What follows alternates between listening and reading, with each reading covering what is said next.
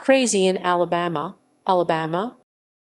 Crazy in Alabama is a 1999 American comedy drama film directed by Antonio Banderas, written by Mark Childress based on his 1993 novel, and starring Melanie Griffith, David Morse, Lucas Black, Cathy Moriarty, Meat Loaf, John Beasley and Rod Steiger. It follows an abused housewife who becomes an actress, while her nephew deals with a racially motivated murder involving a corrupt sheriff. Plot: in 1965 Alabama, Peter Joseph Pijo bullies lives in a small town at the height of the civil rights movement. Pijo's eccentric Aunt Lucille Vinson poisons her husband Chester to death after suffering years of abuse.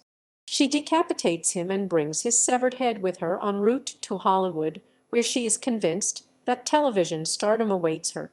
In New Orleans, Lucille purchases a black hat box to store Chester's head. When a bartender on Bourbon Street insults her, she threatens him with a revolver and robs the cash register before stealing his car. Back in Alabama, Pijo's uncle Lucille's brother, Dove, a local funeral director, is notified of the incident. While traveling, Lucille becomes increasingly paranoid, convincing Chester's ghost is haunting her. Meanwhile, Pijo becomes involved with a group of black students protesting the town's racially segregated municipal swimming pool, leading to a protest that explodes into deadly violence. A young black boy, Taylor Jackson, is killed by the town sheriff, John Doggett. Pijo, the only witness, is pressured by the sheriff to keep it quiet. While mowing his lawn, Pijo is struck in the eye with a rock. The townspeople circulate a false story that he was shot in retaliation for Taylor's death. The black townspeople stage a protest honoring Taylor in which they enter the town swimming pool.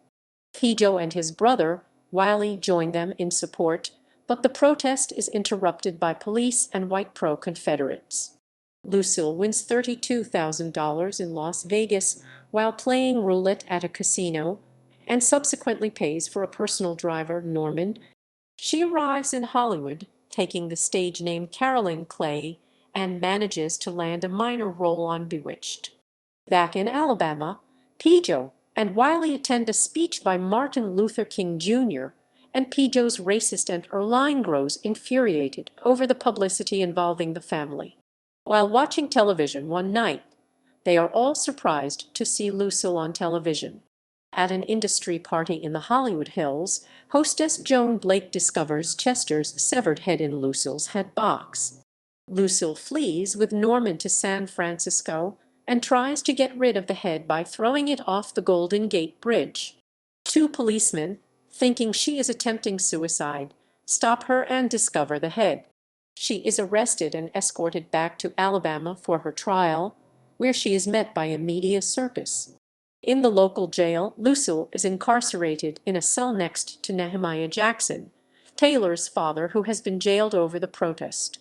After being convicted of first-degree murder, however, the sentence is suspended when she earns the judge's sympathies after testifying to the abuse she received, and she is put on a 5-year probation with the condition that she seek psychiatric help. Lucille, her children, and all her friends joyfully exit the courtroom, while the sheriff, through Pijo's testimony, is put under arrest for Taylor's murder. Cast. Production. The film was shot in Yuma, Louisiana, Shreveport, Chack Bay, New Orleans, Las Vegas, San Francisco, and Los Angeles. Dakota Johnson, who made her film debut role, continued acting after a 10-year hiatus. She later starred in the 50 Shades film series and the television series Ben and Kate. Reception. The film received mixed, though primarily poor, reviews from critics, scoring a 30% approval rating on Rotten Tomatoes based on 56 reviews, with the site's consensus stating, "Melanie Griffith gets kudos for her performance, but the movie just doesn't seem to come together." The film holds a score of 46 out of 100 on Metacritic based on 27 reviews. Roger Ebert of the Chicago Sun-Times called the film an ungainly fit of 3 stories that have no business being shoehorned into the same movie, awarding it 2 out of 4 stars. Janet Maslin of the New York Times wrote of that the film takes an antic tone. It presents Melanie Griffith as the kind of fanciful creature who looks flirty even on her wanted poster, and whose escapades en route to Hollywood have a dizzy spin. Paula Netchak of the Seattle Post-Intelligencer called the film funny, eccentric, and touchingly just, combining a unique interpretation of the time with an offbeat sense of humor. Melanie Griffith earned a Razzie Award nomination for Worst Actress for her performance in the film, but lost out to Heather Donahue for The Blair Witch Project. However, her performance in this film and Another Day in Paradise earned her the Sant Jordi Award for Best Foreign Actress. Lucas Black was nominated for the Young Artist Award for Best Performance in a Feature Film Leading Young Actor and Young Star Award for Best Young Actor/Performance in a Motion Picture Drama.